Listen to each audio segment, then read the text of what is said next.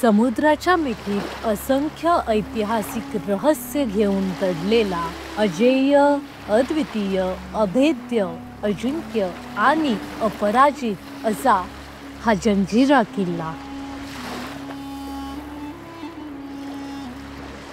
या किल्ल्याच्या कहाण्या काही साध्यासुध्या नाहीये आणि त्यामुळेच आज आपण इतिहासाचा साक्षीदार असलेल्या या जंजिऱ्याला भेट द्यायला चाललोय. चला तर मग सुरुवात करूया. गुड मॉर्निंग मित्रांनो, मी पूजा डेरिंगे. आज आपण चाललोय मुरुड जंजिरा या किल्ल्यावर आणि आपल्यासोबत आहे समाधान काटे आणि मागे प्रवीण. से हाय. पुण्यातून सकाळी 7 वाजता निघून आम्ही 11 वाजेच्या सुमारास दिघी जेट्टीला पोहोचलो. या प्रवासादरम्यान पुण्याहून जाताना आपल्याला मध्येच मस्त असा ताम्हिणी घाटाचा रस्ता लागतो, जिथे आपल्याला हिरवेगार झाडं पाहायला मिळतात, ज्यामुळे नजर तर खुश होतेच, मात्र हा प्रवासही सुखकर होतो. ते आठवलं मला, आपण लास्ट टाइम आले तिकडून वळालो बायपास. ही चौक आहे का समा, या चौकातून लेफ्ट मारला आणि 1 किलोमीटर पुढे गेले भागात. अच्छा, मारला की आपण दिघी पोहोचलो. आपण राईट मारला तिथे जातो आपण.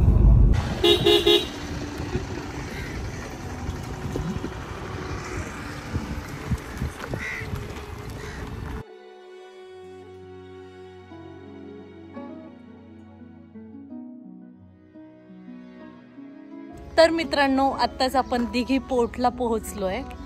ऑलमोस्ट 4 तासाचा हा प्रवास होता. सगळीकडे 2 ठिकाणी CNG भरलं. आपल्याला पुण्यावरून जर तुम्ही येत असाल तर आपल्याला CNGची गाडी असेल तर अजिबात काहीच प्रॉब्लेम येत नाही, कारण इकडे ठिकठिकाणी CNG पंप झाले आहेत आणि त्यामुळे आमचा रस्ता खूपच सोयीस्कर झाला. आता आम्ही रखरखत्या उन्हात उभं आहे आणि हे ऊन अजून वाढत चाललं आहे. आम्ही ऑलमोस्ट आता 12 वाजलेत पोहोचायला. अजून एक गाडी येते, आमच्या बाकीचे फ्रेंड्स येत आहेत. तोपर्यंत आम्ही तिकीट कार्यालयाकडे जाणार आहे आणि इथे तिकीट किती आहे ते बघूया. आणि ऊन खूप आहे त्यामुळे हे ग्लोव्ज घातलेत, कॅप घातली आहे. जर तुम्ही येत असाल तर ही काळजी घ्या येताना आणि येस, हायड्रेटेड राहा, पाण्याच्या बॉटल्स असू द्या सोबत. चला, ही जेट्टीला पोहोचल्यानंतर आम्ही तिथे जाऊन तिकीट कार्यालयात गेलो, जिथे आपल्याला पर्यटकांसाठी सूचना फलक पाहायला मिळतो आणि त्यानुसार मला कळलं की इथे आपल्याला जाण्यासाठी 2 प्रकारच्या बोटिंगचा उपयोग करायचा आहे. सुरुवातीला मोटर लॉन्चच्या बोटीने जायचं आणि त्यानंतर शिडाची बोट आपल्याला घ्यायची आहे. मुरुड जंजिऱ्याला तुम्ही ज्यावेळी येतात तेव्हा इथे तिकीट काउंटरला तुम्हाला हे दादा भेटतात. तर आपण त्यांच्याकडून जाणून घेऊ की नेमकं जंजिऱ्याला गर्दी कधी असते आणि तुम्ही बेस्ट सीझन काय आहे इथे. ते ऑक्टोबर दिवाळीपासून गर्दी असते, ते जानेवारीपर्यंत फुल गर्दी असते. नंतर थोडा स्लॅक होते फरवरीपासून. हां, ते मग एप्रिलपासून परत एप्रिल मे फुल असते.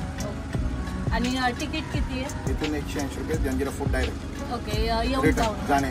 ओके, आणि स्टुडंटसाठी वगैरे आम्ही डिस्काउंट देतो. ओके, स्टुडंट डिस्काउंट पण आहे. आणि आज होळी आहे किंवा आहे तर आपल्या इथे काही गर्दी कमी असते का त्या दरम्यान? आता कसं शाळेत परीक्षा चालू आहेत ना, त्याबद्दल थोडा स्लॅक सीझन आहे. परीक्षा झाले की मग इथे गर्दी परत चालू होते. ओके, चालेल, थँक्यू.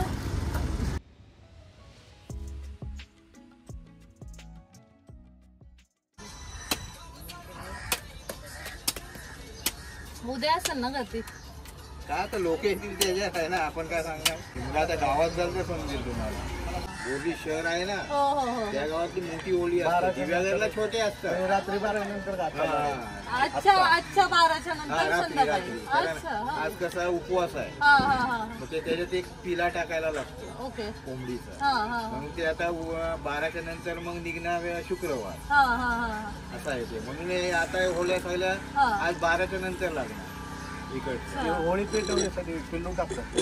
पिल्लू टाकतात. अजून काय टाकतात नाही, बाकी काय. तुम्ही कुठले? आणि मी इथून, माझा गाव 10 किलोमीटर आहे वडवली. तुमच्या गावात काय काय असतं? आमच्याकडे पालखी फिरतो. होय, उद्या फिरेल.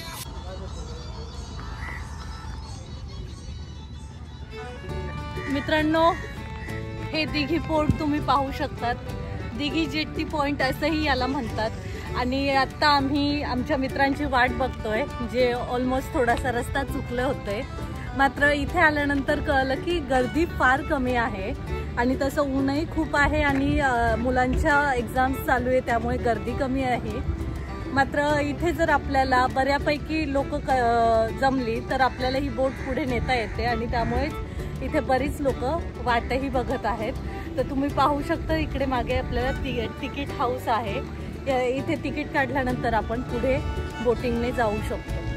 सो असा हा मस्त सुंदर परिसर आहे आणि गर्दी कमी असल्यामुळे आम्हाला फार भारी मजा करता येते आणि इथल्या समुद्राचा आनंद घेता येतोय.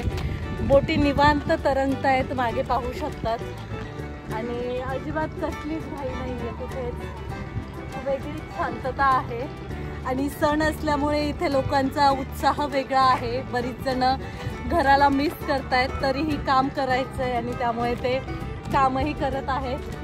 आता आम्ही जाणार आहे या बोटमधून जंजिऱ्याला. चला.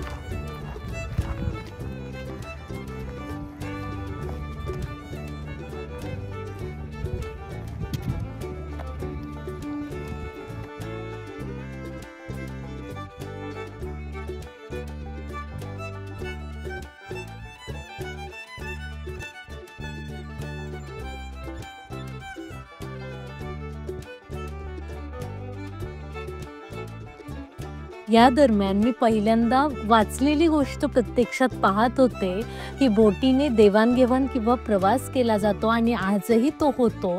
याचं उदाहरण माझ्या डोळ्यासमोर होतं. काही लोक या गावातून पलीकडच्या गावात जाण्यासाठी आजही बोटीने प्रवास करतात आणि अनेक जण इंधनाचा कमी वापर करण्यासाठी आणि खर्च टाळण्यासाठी या मोटर लॉन्चने जातात, ज्याची फी ऑलमोस्ट 180 ते 200च्या घरात आहे.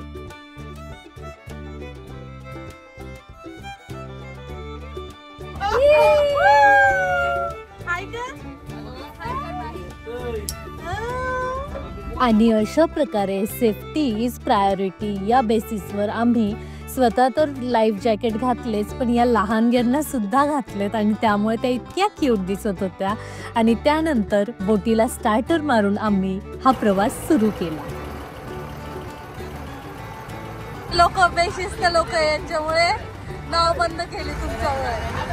हे जॅकेट घातल्याशिवाय जायचं नसतं, आत यायचं नाही.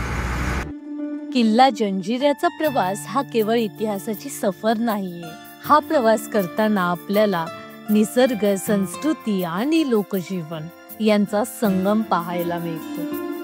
कारण या जलदुर्गावर पोहोचायला एकमेव पर्याय आहे आणि तो म्हणजे समुद्रावर हेलकावे खात जाणारी ही बोट. बोट सुटते आणि लाटांच्या संथ हालचालींवर स्वार होत असताना आपला हा प्रवास सुरू होतो. डावीकडे कधी उजवीकडे पाहताना आपल्याला छोटी छोटी खाडीच्या काठावर वसलेली गावं पाहायला मिळतात. या प्रवासात अनेक गावं आपण मागे टाकतो आणि आपलं मनही त्याचबरोबर हेलकावे खात राहतं. कोळीवाड्यातील घरं, किनाऱ्यावर सावली देणारी झाडं आणि दरवेळी समुद्राकडून येणारा तो खारट वारा आणि त्याचबरोबर त्याच्यासह येणारे ते पाण्याचे तुषार. याच गावांच्या किनाऱ्यावर लाटा मागे सरकताना माझ्या नजरेस एक अद्भुत दृश्य उलगडतंय आणि मी समोर पाहते तर दूरवर होळीच्या रंगांनी नटलेल्या होड्या. जणू हा समुद्रही या सणाच्या आनंदात सहभागी झालाय. इतक्या त्या रंगीबेरंगी होड्या पाहून डोळे आणि मनही तृप्त झालं. लाटा मागे जात आहेत, गावं मागे सरकत आहे आणि समोर दिसतोय एक भव्य इतिहास, अखंड अजिंक्य जंजिरा. आज आपण जातोय त्याचं हे गूढ उलगडायला. चला तर मग या उत्सुकतेच्या शिखरावर आपण एक नवा कोरा इतिहास पाहूया.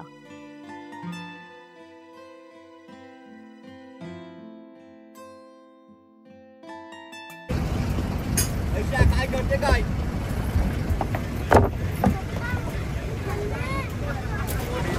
अरे देवा, काय करायचंय? काय ते जोडायचे ना आता. त्या बोट मध्ये काय जायचं आपल्याला?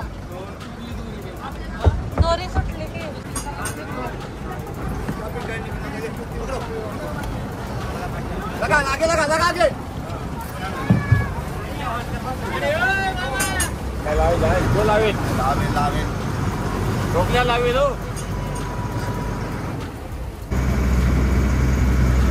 आपली ही बोट नाही जात का? नाही ती उभी राहील.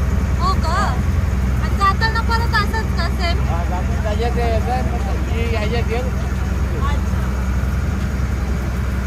जसजसं बोट पुढे सरकू लागली आपली उत्सुकता मात्र शिगेला पोहोचते. कारण पहिल्यांदाच जलदुर्गाचा अनुभव घेत असतो आणि तेव्हा असं काहीतरी भव्य दिव्य आणि भक्कम तटबंदी असलेलं पाहायला मिळतं तेव्हा अनेक प्रश्न डोळ्यासमोर उभे राहतात. पण त्यातला खूप जास्त उत्सुकता ताणवणारा प्रश्न म्हणजे इथे आपल्याला दरवाजा कुठल्या बाजूला आहे तेच गेल्यानंतर कळत नाही. जोपर्यंत आपण त्या मुख्य दरवाजाच्या फ्रंटला उभं राहत नाही तोवर या आर्किटेक्टची कल्पना सुद्धा येत नाही आणि हे या स्थापत्यकलेचं सगळ्यात जास्त मोठं आकर्षण आहे.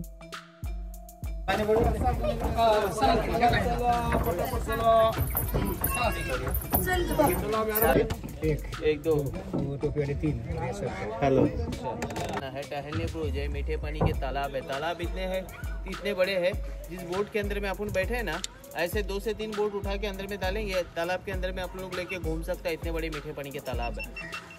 अपने हिंदुस्तान का 3 नंबर तो ये जंजीरे किले के अंदर में. आप लोग ये जंजीरा किला देखने के लिए आ गए. इसके पीछे में एक और किला है जो संभाजी महाराज ने बांधा हुआ किला. ये दोनों किले की जानकारी हिस्ट्री आप लोग को गाइड के जरिए मालूम पड़ेगी. अभी अंदर में कोई गाइड नहीं है. 4 साल हो गया अंदर में गाइड बंद है. कोरोना के बाद से अंदर में गाइड बंद है. हम लोग क्या करते हैं वही मालूमात रास्ते की मालूमात यहाँ पे देते. इतने दूर से लोग आते हैं ना. ये जंजीरा किला इतना बड़ा है विदाउट गाइड जाएंगे आप लोग के लिए अधूरा है. घूमने के लिए 50 रास्ते 45 मिनट्स आप लोग के पास टाइमिंग रहेगा लेकिन टाइमिंग ऐसे ही निकल जाएगा. आप लोग को पता नहीं चलेगा कहाँ पे घूमना है, कौन से पॉइंट देखना है और कौन सी बोट में आके रिटर्न बैठना है. जसजसं आपण जंजिऱ्यापर्यंत पोहोचतो तसं आपल्याला हे नावाडी कन्व्हिन्स करायचा प्रयत्न करता की तुम्ही गाईड घ्याच जेणेकरून त्यांना 4 पैसे मिळतील. मात्र त्यांच्याकडे पूर्णपणे माहिती नसते आणि हा अनुभव आम्ही प्रत्यक्षात घेतल्यानंतरच मी हे स्टेटमेंट करते. त्यामुळे जर तुम्हाला पैसे खर्च करण्याची इच्छा नसेल तर तुम्ही हा गाईड नाही घेतला तरीही चालेल. चलो कोई बात नहीं, दे देते हैं हम. 7 है 300 रुपये देंगे हम. हाँ 7 लोग दे रहे हैं. हो जो टाइम देख के टाइमावर या बोट मिसिंग नको पडू. ठीक आहे हे आपली शेवटची बोट आहे.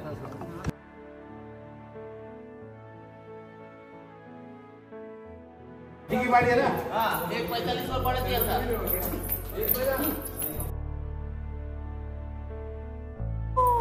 सावकाश.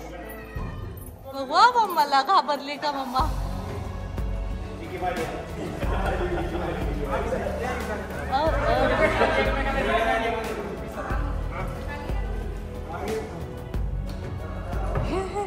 कशी जाते मागे बोट?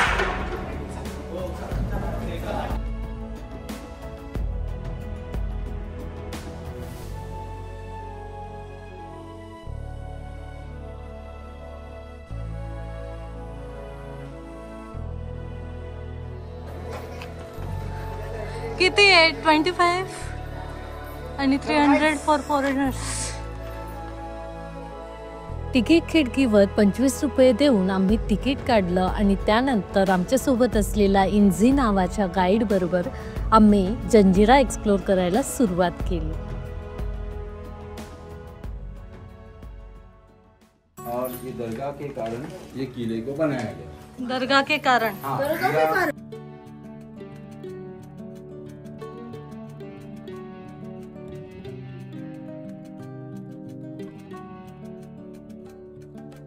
इनका नाम है सिद्दी जोहर जिसने किले को बांधा और ये अफ्रीका से आया था. भारत में आने का रीजन क्या था? स्पाइसेस गरम मसाले का व्यापार करना. 22 एकड़ एरिया है और बांधने में भी इसको पूरा 22 साल लग गया. महाराजांकडे नव्हता कधीच ना आला. जिंकू नाही शकला. अजिंक्य किल्ला आहे. असे 2 तळे आहे गोर पाणीचे. 40 फीट खोल आहे दुसरा 60 फीट खोल आहे, पण पाणी सध्या खराब आहे. त्यातमध्ये लोक घाण करतात, दारू बोटल, बियर बोटल, जिल्ह्याची जागरूकी का आहे म्हणजे हे पाणी जे पूर्वीचे लोक पियत होते.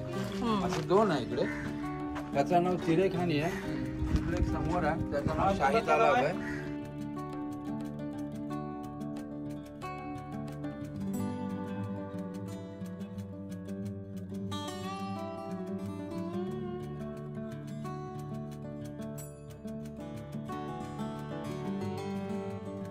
तले 2 विहीर, पण दोन्ही विहीर आता सुकलेले आहे. अच्छा. सभागृह म्हणतात त्याला. राईट. आणि हे सभागृह 7 मजलीमध्ये होता. होय. 3 राहिला आहे. हा. जे आहे ना ते पण राहणार नाही आता. झाडीचे रूट्स होतात ना हा. ते दगडामध्ये शिरले आहेत. त्यासाठी याची पडझड होत आहे.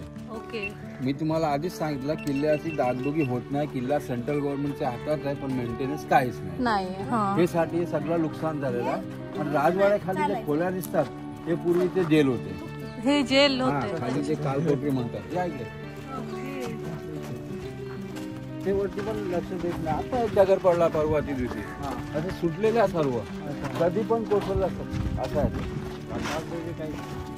किल्ल्याची जे तटबंदी आहे ना त्याच्या खाली संपूर्ण खडक आहे. फरक असा आहे की वटीचे वेळी खाली होते आणि हे वटीचे एवढा खाली होत आहे की तुम्ही ह्याला दिसतंय ना खालना राहून मारू शकता. जेवढा पाणी खाली जातं. आता वटी चालू आहे, आपण जास्तपर्यंत आणखी पाणी खाली जाणार. आणि हे जे घरा दिसतात म्हणजे जे भिंती दिसतात तुम्हाला 1972 पर्यंत किल्ल्यामध्ये 5.5 1972 साली किल्ल्यातला लोक बाहेर गेले आणि हे किल्ल्यातले लोक जे बाहेर गेले ते समोर राजपुरी गाव मध्ये. तुम्ही आले दिगीवर ना, समोर राजपुरी गाव आहे. ते तिथे राहतात मुस्लिम आणि कोळी समाज. किल्ला सोडताना लोकांनी खिडकी, दरवाजे, कौल वगैरे हे सगळे काढून घेतले आणि गावामध्ये राहायला गेले.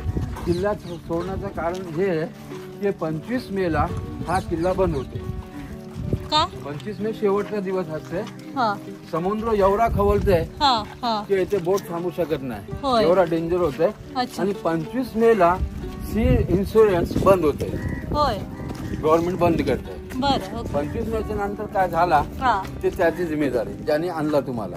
तसं पण हे याचा काय संबंध येत नाही की हे 25 मेला जेव्हा लॉक करतात 4 वाजता तेव्हा याचे फोटो घेतात आणि फोटो 2 मिनिटांमध्ये जातात दिल्लीला. डायरेक्ट लॉक झाल्यावर. आणि मग 10 ऑक्टोबरला तो उघडतो. 10 ऑक्टोबरला समुद्र शांत झाले. ते दुसरा तलाव गोर पाणी तलाव आहे, शाही तलाव.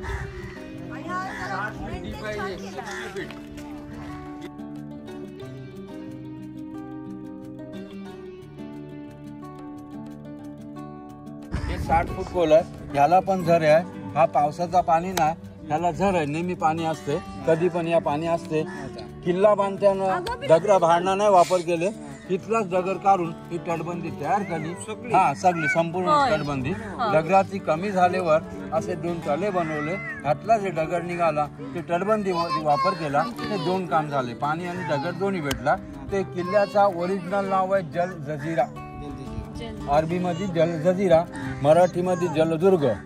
हे किल्ला जल जजीरा म्हणजे जलमध्ये बांधलेला किल्ला. आणि हे इथिओपियाहून आलेले लोक, अरबी समुद्रातून आले आफ्रिकावरून, ते लोकांनी हे किल्ला तयार केला आणि त्यांचीच पिढ्या हे किल्ल्यावरती 12 पिढ्यांनी 47 पर्यंत राज्य केला. यांचा एक अजून राजवाडा मुरुडला मोठा पॅलेस आहे. म्हणजे जेवढा किल्ला आहे ना तेवढाच मोठा यांचा पॅलेस आहे मुरुडला. ते प्रायव्हेट प्रॉपर्टी आहे आणि हा किल्ला सेंट्रल गव्हर्नमेंटच्या हातात आहे. ते पोराला नको नाही वरती ऊन शिकार आहे. ठीक आहे. 125 पायऱ्या आहेत. वरन संपूर्ण तुम्हाला किल्ला दिसणार. संभाजी महाराजचा किल्ला दिसणार. पद्मदुर्ग. लवकर जा, लवकर या. आपल्याला दुसरे पॉइंट बघायचे खाली. आपल्या इकडे टाइम जे 1.5 तास आहे. मी आला असता तुमच्याजवळ, पण आमचा उपासासाठी मी इथे थांबतो. या 125 पायऱ्या चढताना जणू 125 कथा या जंजिऱ्याच्या पोटात सामावलेल्या आहेत. आणि त्यापैकीच एक रामपाटलाची कथा. जंजिरेचा ज्ञात इतिहास हा 1490 पासूनचा आहे. त्यावेळी राजपुरीला प्रामुख्याने कोळ्यांची वस्ती होती आणि त्यांचा प्रमुख हा रामपाटील होता. समुद्री लुटारू आणि चाच्यांपासून बचाव करण्यासाठी या कोळ्यांनी बेटावर मेढेकोट उभारलं होतं। मेढेकोट हे म्हणजे लाकडाचे मोठाले ओंडके एका शेजारी एक रोवून तयार केलेली तटबंदी। हा मेढेकोट बांधण्यासाठी त्यावेळी निजामी ठाणेदाराची परवानगी घ्यावी लागायची। मेढेकोटाची सुरक्षितता लाभताच राम पाटील त्या ठाणेदाराला जुमानेसा झाला। तर या राम पाटील याचा बंदोबस्त करण्यासाठी जंजिरा मिळवण्याच्या कामावर निजामाने पिरम खानाची नेमणूक केली। पिरम खानने जंजिरा मिळवण्यासाठी बळाचा नाही तर युक्तीचा वापर केला आणि त्यानंतर पिरम खानाने व्यापाऱ्याचा वेश घेतला। समुद्र खवळला आहे आणि आमच्याकडे किमती सामान आहे असं सांगून राम पाटलाकडे त्याने विनवण्या केल्या। कोळ्यांनी त्यांना रात्रीपुरता सहारा दिला। कृतज्ञता व्यक्त करण्यासाठी पिरम खानाने असं दाखवलं की स्वतःजवळची उत्तम प्रतीची दारू त्यांना भेट म्हणून दिली। जेव्हा सर्व कोळ्यांवर दारूचा अंमल चढला आणि सर्व कोळी नशेत धुंद झालेत तेव्हा त्याने गलबतामधून पिरम खानचे बाकीचे सैनिक उतरवले आणि त्यांनी कत्तल करून मेढेकोटाचा ताबा मिळवला आणि अशा प्रकारे कोळ्यांच्या हातून जंजिरा निसटला आणि तो गेला या सिद्धींच्या हातात। जंजिरा या किल्ल्याचं फाउंडेशन कशा पद्धतीने उभारलं गेलं असेल हा राम पाटील यांचा इतिहास ऐकल्यानंतर समजते। त्यानंतर आम्ही या किल्ल्याच्या मध्यभागावर जाऊन पोहोचतो आणि तिथून आपल्याला पाहायला मिळतात असंख्य तोफा। या तोफा पाहिल्यानंतर अशा असंख्य तोफा जंजिरा किल्ल्यावर असल्याचे पुरावे आहेत आणि त्यामुळेच हा जंजिरा किल्ला का जिंकला गेला नसेल याच्या अनेक खुणा आणि अनेक पुरावे आपल्याला इथे पाहायला मिळतात। राम पाटलाची कथा तर सुरुवात होती, मात्र त्यानंतर जंजिरा किल्ल्याचा खरा संघर्ष सुरू झाला। 16व्या शतकात सिद्धीच्या हाती आलेला हा किल्ला अनेक वीर योद्धांच्या नजरेत होता। विशेषतः स्वराज्य संस्थापक छत्रपती शिवाजी महाराजांनी जंजिऱ्याचं महत्त्व ओळखलं होतं। 1657 पासून ते 76 पर्यंत त्यांनी वारंवार या जलदुर्गावर स्वराज्याचा भगवा फडकवायचा प्रयत्न केला। फतेखानाची कोंडी केली, राजपुरी ताब्यात घेतली, पण औरंगजेबाच्या मदतीने सिद्धी प्रत्येक वेळी टिकून राहिला। अखेर महाराजांनी सागरी सामर्थ्य वाढवण्यासाठी पद्मदुर्ग नावाचा भरभक्कम किल्ला उभारला, पण जंजिरा तो कधीच जिंकला गेला नाही। हम लोग वो बुयाद देखेंगे और ऊपर चलेंगे।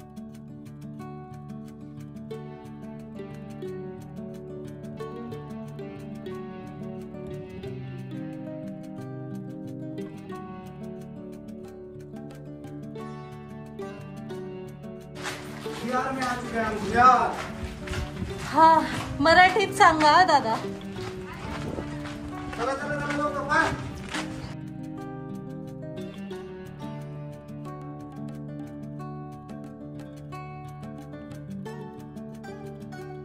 भुयार आहे ये भुयार जे आहे ना त्याला बंद केले आता गव्हर्नमेंटने। अच्छा, सेंट्रल गव्हर्नमेंटच्या हातात गेल्यावर हा भुयार बंद करायला आला। म्हणजे 1972 पर्यंत हा उघडा होता। 1972 पर्यंत 1972 साली सेंट्रल गव्हर्नमेंटने याला सील करून टाकले। समुद्राचे खालना भुयार काढलेला 1.5 किलोमीटरचा होता आणि हे भुयार गावात निघत होते। आता कुठे निघते तुम्हाला वर्ण दाखवणार। आणि असे 22 त्याने बुरुज बनवले। बुरुज समजतात वरती आपण गेल्यावर आपल्याला तोफ वगैरे बघायला भेटतील आणि हे धान्याचा कोठार होता इथे। याला बंद केला गेटला। हे गेट आहे। अच्छा, त्यांची जी भाषा होती ती अरबी होती, वरती फोडलेली भाषा बघा। ओके थांबा। हो अच्छा, धान्याचं कोठार। हा, जर इमर्जन्सीला जर अटॅक झाला याच्यावरती आणि याला कुठे चान्स नाही जायला तर इथनं मग ते बाहेर जाऊ शकतात। अच्छा, हा त्यांचा बॅकअप प्लॅन। ते कोणालाच माहिती हे पॅक होता दादा आणि पुढे पण ते होता त्यांचा हत्तीमाल होता ते गावात। हा ऍक्च्युली मित्रांनो, आता आपण आहोत टेहळणी बुरुज इथे। इथे तुम्ही पाहू शकता आजूबाजूला ज्या खिडक्या आहेत ते बुरुजासारखा भाग आहे। तिथून इथे वॉच ठेवलं जायचं। जर कुणी इथे हल्ला केला तर त्यासाठी इथे वॉच टॉवर असेही याला म्हणतात। आणि त्या पद्धतीने इथे रचना पाहू शकतात, घुमट सारखी इथे रचना आहे। आणि ती खूप सुंदर दिसतेय सध्या. मात्र ज्यावेळी कोणी जिंकण्यासाठी येत असेल तेव्हा ही चांगल्या पद्धतीने त्यांनी रचली होती. या टेहाळणी बुरुजाच्या भिंतींमधून बाहेर पाहिल्यानंतर आपल्याला इतिहास तर पाहायला मिळतोच, मात्र या बेटावर निसर्गही अतिशय आल्हाददायक आहे. चारही बाजूंनी समुद्राने घेरलेलं असूनही येथे गोडं पाणी येतच कसं हाही प्रश्न आहे. गोड्या पाण्याचे 2 तलाव इथे असल्यामुळे हे पाणी शेतीसाठी वापरलं जायचं. येथील रहिवाशांच्या वंशजांच्या म्हणण्यानुसार सिद्धी या लोकांना शेती करण्यासाठी सांगायचा, त्यांना कपडे आणि अन्नपदार्थ पुरवायचा. तसेच या ठिकाणी एक शाळाही होती आणि त्यामध्ये मराठी आणि उर्दू भाषेचं शिक्षण दिलं जायचं. अच्छा, जो भुयारी मार्ग आपण पाहिला त्याचं जे पुढचं टोक आहे ते समोरच्या गावात निघतं आणि तेच टोक हे गाईड दादा आपल्याला दाखवत होते.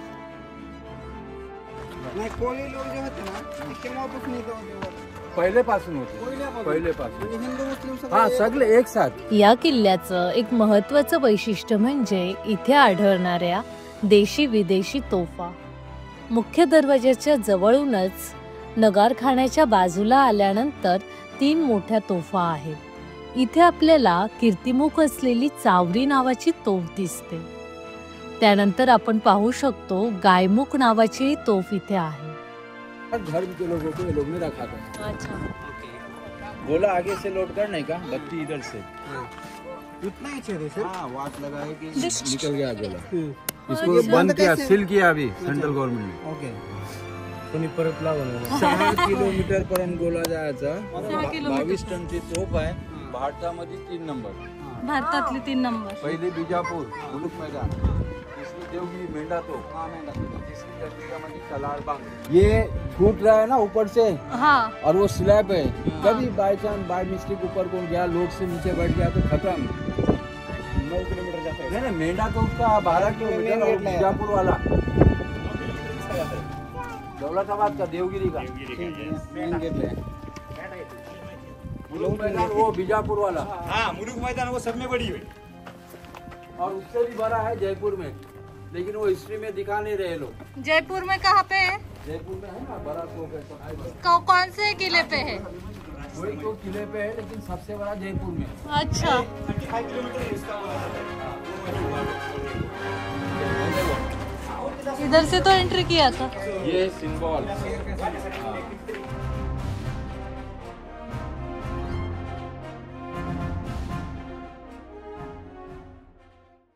के लिए तो किला बांधा है. खबर नहीं है वो उधर का पीर. ये नाने अपने पैसे पे गांधी जी त्रिमूर्ति पार्लियामेंट रहता है. हाँ. और इनका जो सिक्का चलने का उस पे ये होता है. ये क्या और देखो इतना पानी रहता है बारिश में. ये पूरा ये जो इधर इधर नीचे ये जो पॉइंट है ना, वो सिंबल किस चीज का है? पैसे पे होते.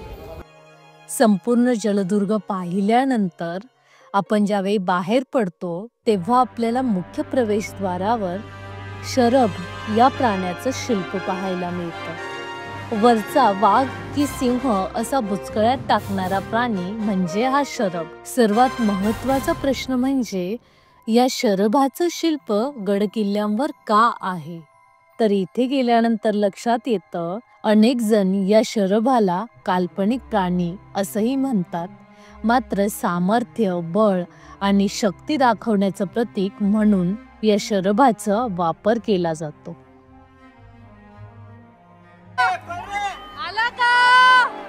तर मित्रांनो, अशा प्रकारे मुरुड जंजिरा इथे आपण आलो आणि आतमध्ये जाऊन आपण गाईडच्या साहाय्याने बरीच माहिती मिळवली आणि आता आम्ही दिवेआगरसाठी निघणार आहोत. मात्र इथला इतिहास आपण खूप छान पद्धतीने जाणून घेतला आणि अखेर आम्ही मुरुड जंजिऱ्याचा निरोप घेतला. शतकं लोटली, साम्राज्य उदयास आली आणि कोसळली सुद्धा, पण जंजिरा मात्र अजूनही अभेद्य उभा आहे. छत्रपती शिवाजी महाराजांनी या जलदुर्गावर अनेक स्वप्न पाहिली, अनेक स्वप्न लढली, पण जंजिरा कधीही स्वराज्यात आला नाही ही सल कायम आपल्या मनात राहील. आज आपण या तटांवर उभे आहोत, इतिहासाच्या पावलांच्या खुणा शोधत, या तोफांच्या गजरात हरवत. पण हे लक्षात ठेवा की लढणं कधी अपयश नसतं, प्रयत्नच खरा विजय आहे. आणि महाराजांनी तो त्यांच्या प्रयत्नातून दाखवून दिला. त्यांनी हे स्वप्न जिंकलं जरी नसलं तरी स्वराज्याचं भव्य स्वप्न जिंकलं. आणि आजही जंजिराच्या या भिंती त्याच इतिहासाची साक्ष देतात. जय शिवराय मित्रांनो, तुम्हाला हा व्हिडिओ कसा वाटला नक्की सांगा. आणि अशाच गड किल्ल्यांच्या भ्रमंतीसाठी आणि महाराष्ट्रातल्या विविध ठिकाणच्या सफरींसाठी नक्की सबस्क्राईब करा. पुढचा व्हिडिओ लवकरच घेऊन येत आहे दिवेआगरच्या सागरी तटावरचा, जिथे आपण दिवेआगरचा संपूर्ण परिसर एक्सप्लोर करणार आहोत आणि त्याचबरोबर हरिहरेश्वर मंदिरालाही भेट देणार आहोत. त्यामुळे stay tune and thank you so much for watching.